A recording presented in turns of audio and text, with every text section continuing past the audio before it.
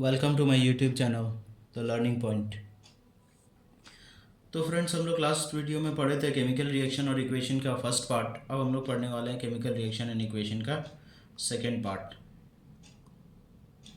सबसे पहला टॉपिक आता है मेरा बैलेंसिंग केमिकल इक्वेशन। तो बैलेंसिंग करने से पहले हमको ये पता होना चाहिए कि एक अनबैलेंस्ड केमिकल इक्वेशन होता क्या है। अनबैलेंस्ड केमिकल इक्वेशन होता है the chemical equation which has an unequal number of atom of different element in the reactant and the product.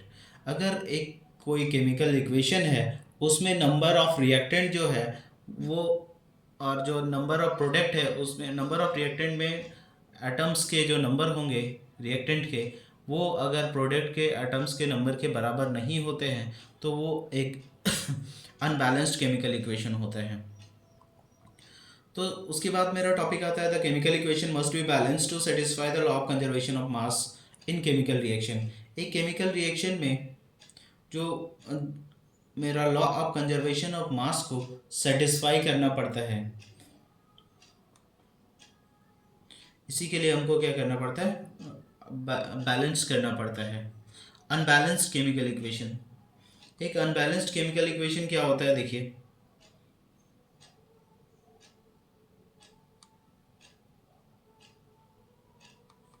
देख सकते हैं आप यहाँ पे सी एक है, ये सी रिएक्टेंट साइड में है, ये सी आपका प्रोडक्ट साइड में है। तो पहला वाला में एक एटम है, दूसरा वाला सी में भी एक एटम है। यहाँ पर फिर मेरा रिएक्टेंट साइड में एक H4 आता है और प्रोडक्ट साइड में H2 आता है। आप देख सकते हैं यहाँ पर एक में 4 है, एक में 2 है। इसमें क्या हो गया, 2 हाइड्रोजन का कमी है, इसमें 2 हाइड्रोजन ज़्यादा है और इसमें 2 हाइड्रोजन का एटम का कमी है। तो इसी चीज़ को पूरा करने के लिए मेरा जो लॉ ऑफ कंजर्वेशन ऑफ मास ये कहता है कि जितना नंबर ऑफ एटम रिएक्टेंट में होगा प्रोडक्ट में भी उतने ही नंबर ऑफ एटम होने चाहिए, जिसके कारण हमको ये बैलेंस करना पड़ता है। तो हम बैलेंस करके देखते हैं।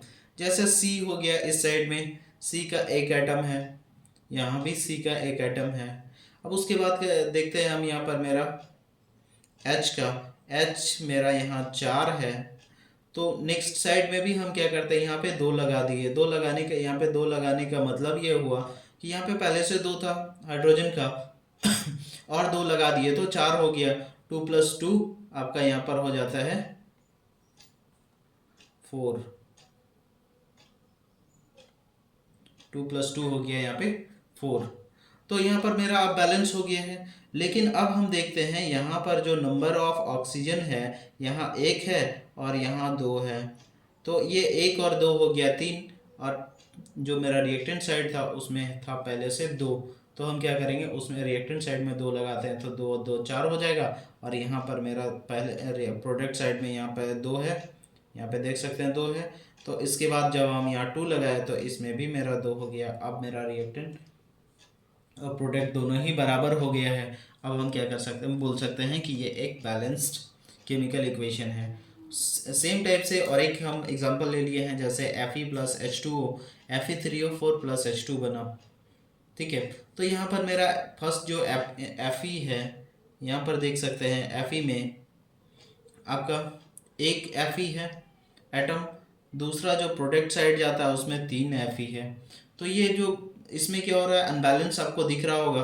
हाइड्रोजन भी यहाँ पर 2 है और नेक्स्ट साइड में क्या जाता है, यहाँ पे 2 है, और ऑक्सीजन यहाँ पर 1 है, नेक्स्ट साइड में आपका 4 दिखाई देता है। इससे हमको पता चलता है कि इसमें बहुत ज़्यादा डिफरेंसेस है, हमको इसको बराबर करना पड़ेगा।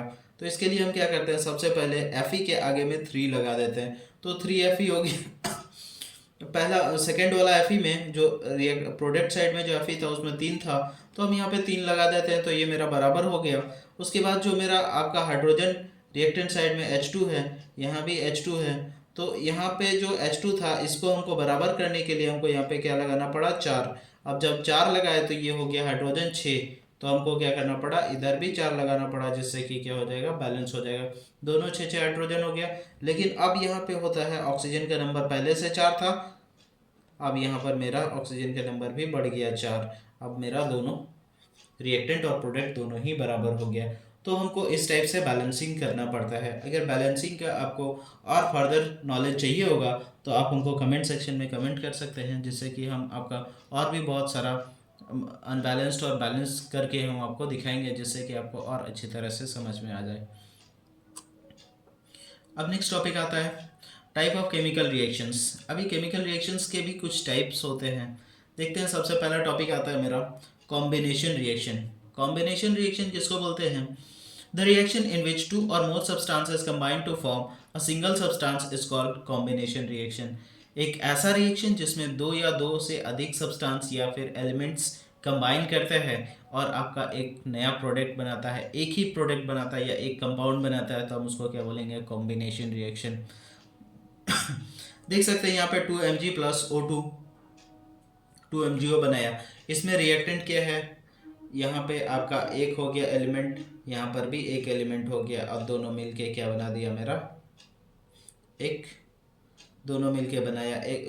पहले दो दो इंडिविजुअल था, अब आपका एक कंबाइन एटम बना, ये कंपाउंड बनाया। नेक्स्ट में भी देख सकते हैं NH3 प्लस HCl NH4Cl। तो ये मेरा क्या था? दो रिएक्टेंट कंबाइन कर रहा है, एक ये NH3 और एक HCl, दोनों कंबाइन करता है और एक कंपाउंड बनाता है, तो हम उसको क्या बोलते हैं? कॉम्बिनेशन। बोलने का मतलब है 1+1 होता है, तो मेरा क्या 1+1 मिलके सिर्फ 1 होता है, तो हम क्या बोल सकते हैं उसको? Combination reaction. उसके बाद आता है decomposition reaction. The reaction in which compound splits into 2 और more simpler substances is called decomposition reaction. अभी यहाँ पर मेरा कॉम्बिनेशन में जैसे थोड़ी देर पहले देखे कि मेरा दो एक एक आपका रिएक्टेंट साइड में दो चीज़ मिलके मेरा एक बन रहा था कंपाउंड, लेकिन इसमें भी दो सब्सटेंस में क्या हो रहा है? वो डिवाइड हो रहा है। पहले वो एक सब्सटेंस कंपाउंड में है, अब वो क्या कर रहा है? डिवाइड हो रहा है दो पार्ट में। जैसे CaCO3 अगर वो टूट जाता है दो पार्ट में, तो हम उसको क्या क्या बनेगा मेरा? CaO और CO2। और इस टाइप से जो मेरा ब्रेकिंग हो जाता है, इसी को बोलते हैं डिकम्पोजिशन रिएक्शन। नेक्स्ट टॉपिक आता है, अभी डिकम्पोजिशन का भी बहुत सारा टाइप होता है। डिकम्पोजिशन होने के लिए भी मेरा कुछ एनर्जी देने का जरूरत पड़ता है, जैसे thermal decomposition reaction. When the decomposition reaction take place due to heat. जब मेरा जो डिकम्पोजिशन रिएक्शन होगा वो अगर हीट देने के कारण होता है, तो मेरा उसको हम क्या बोलेंगे? Thermal decomposition reaction. तो ऐसे तो डिकम्पोजिशन होगा नहीं, उसमें या तो हीट देना पड़ेगा या फिर इलेक्ट्रिसिटी पास कराना पड़ेगा, बहुत सारा प्रोसेस होता है। तो इसमें हम लोग देखें थर्मल डिकम्पोजिशन के बारे में, जिसमें हम हीट देंगे और मेरा एक कंपाउंड टूट के दो एलिमेंट्स में डिवाइड हो जाएगा। उसके बाद आता है decomposition reaction due to electricity. जैसा अभी थोड़ा देर पहले बताया, जब H2O ले लेते हैं, H2O में इलेक्ट्रिसिटी पास करा देंगे तो वो क्या बन जाएगा मेरा? 2H2 प्लस O2, जिसको हम लोग इस टाइप का जो प्रोसेस होता है हम इसको क्या बोलते हैं? इलेक्ट्रोलाइसिस का भी प्रोसेस बोलते हैं, जो कि आप बहुत पिछले क्लास में भी पढ़ चुके होंगे। अभी decomposition reaction due to electricity का डेफिनेशन देख लेते हैं। When the electricity is pass through the acidified water. जब हम क्या करते हैं? इलेक्ट्रिसिटी को पास कराते हैं एसिडिफाइड वाटर से, तो वो क्या देता है? हाइड्रोजन और ऑक्सीजन का गैस देता है, और मेरा जो ये प्रोसेस होगा इसी को हम लोग क्या बोलेंगे? Decomposition reaction. उसके बाद एक टॉपिक आता है displacement reaction. The reaction in which one element take place the another and the compound are known as displacement reaction। तो एक ऐसा रिएक्शन जिसमें कि एक जो एलिमेंट है दूसरा एलिमेंट को डिस्प्लेस करा के वो खुद लग जाता है, तो हम उसको क्या बोलते हैं? Displacement reaction. जैसे कि Zn प्लस CuSO4 देख सकते हैं, Zn प्लस CuSO4, Zn और यहाँ पे मेरा एक कंपाउंड है CuSO4। ये CuSO4 जो है दोनों साथ में है, Cu और SO4, लेकिन ये क्या करता है? जब Zn जो है इससे ज़्यादा रिएक्टिव है, Cu से ज़्यादा रिएक्टिव होने के कारण वो क्या करता है? Cu को वहाँ से रिमूव करके वो खुद Zn के SO4 के साथ रहता है, तो हम उसको क्या बोलते हैं? Displacement reaction. मतलब कि एक कंपाउंड से एक जो एलिमेंट लगा होता है उसको अगर लेस रिएक्टिव होता है तो उसको हटा के वो खुद लग जाता है, इसको बोलते हैं हम लोग डिस्प्लेसमेंट रिएक्शन।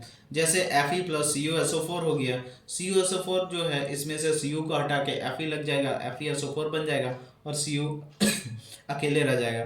तो इस टाइप का जो रिएक्शन होता है हम लोग इसको बोलते हैं डिस्प्लेसमेंट रिएक्शन।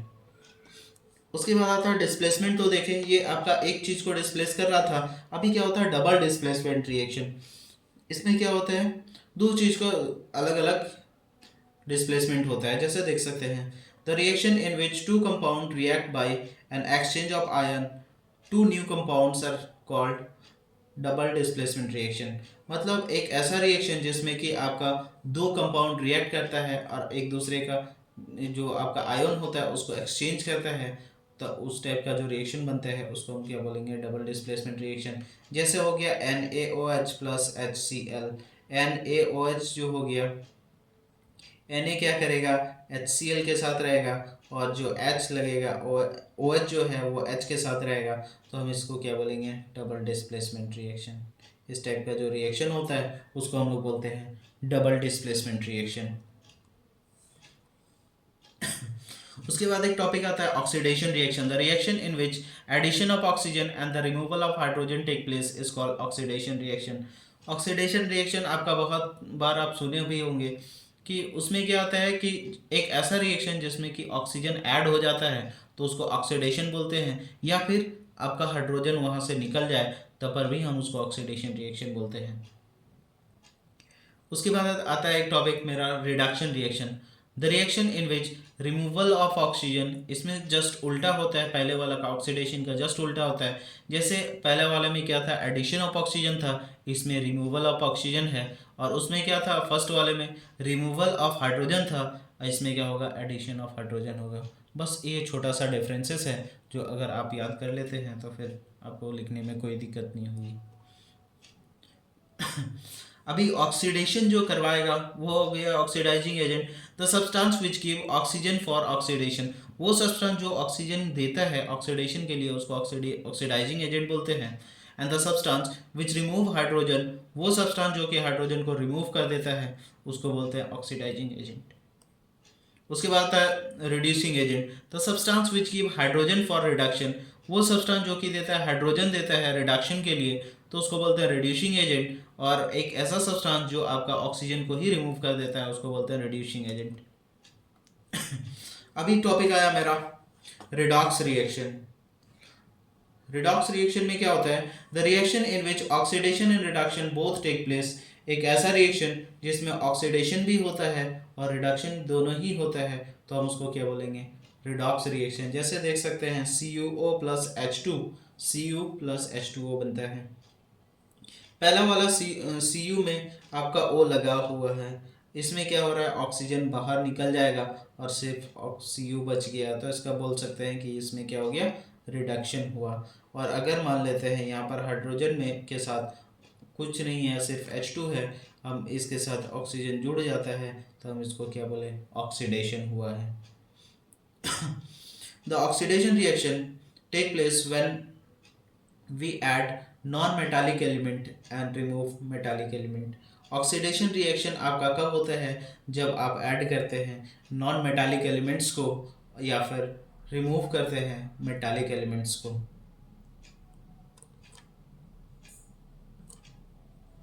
उसके बाद आता है एक topic effect of oxidation reaction in everyday life.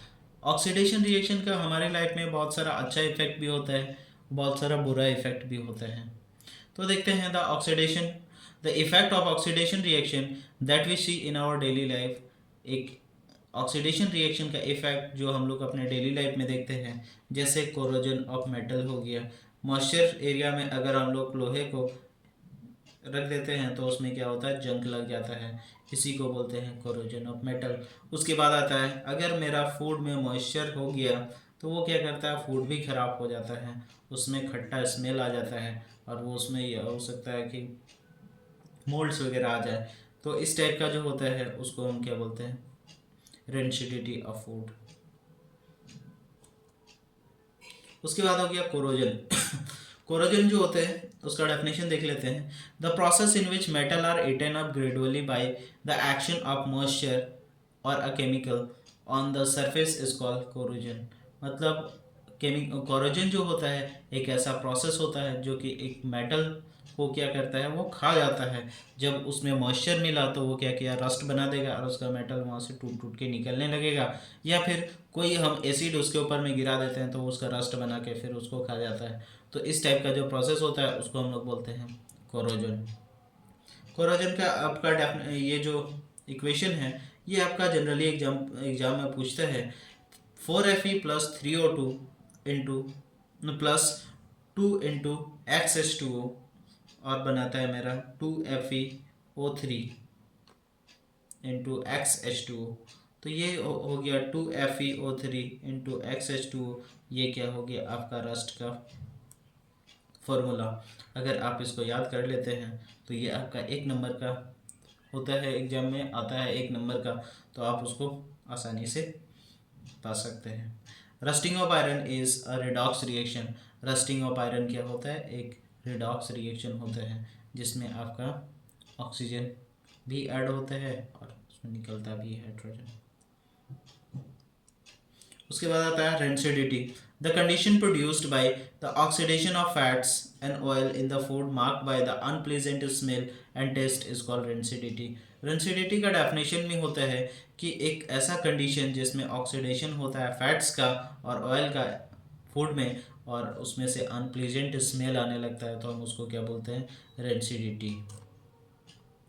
और अब हम रेंसिडिटी को प्रिवेंट भी कर सकते हैं।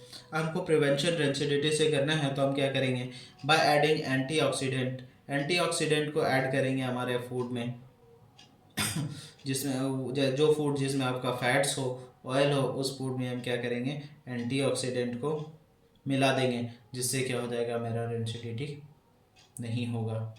उसके बाद क्या करते हैं, दूसरा प्रोसेस होता है by packing the fats and oil containing foods in nitrogen gas. हम क्या करते हैं, पैकिंग करेंगे, जब उस समय क्या करेंगे, उसका पैक में नाइट्रोजन गैस डाल देंगे, जिससे क्या हो जाएगा, वो आपका ख़राब नहीं होगा। उसके बाद तीसरा प्रोसेस होता है by keeping the food in refrigerator. हम फूड को रेफ्रिजरेटर में रखेंगे, जिससे क्या होता है, ठंडा रहेगा वो बहुत ज़्यादा और वो ख़राब नहीं होगा। Bye storing the food in air tight container. हम क्या करेंगे, फूड को एयर टाइट कंटेनर में रखेंगे, जिससे कि उसमें ऑक्सीजन ही ना रहे। अब जब ऑक्सीजन नहीं रहेगा तो ऑक्सीडेशन करेगा कैसे, तो मेरा इस टाइप से भी हम बचा सकते हैं। By keeping the food away from the light. हम क्या करेंगे, लाइट के प्रेजेंस से उसको हटा देंगे, तो उसमें क्या होगा आपका, फिर रेंसिडिटी नहीं हो पाएगा। तो इस टाइप से हम लोग देख लिए रेंसिडिटी और उसका प्रिवेंशन के बारे में। और अब मेरा चैप्टर ख़त्म होता है। Thank you for watching and please like, subscribe and share. Thank you.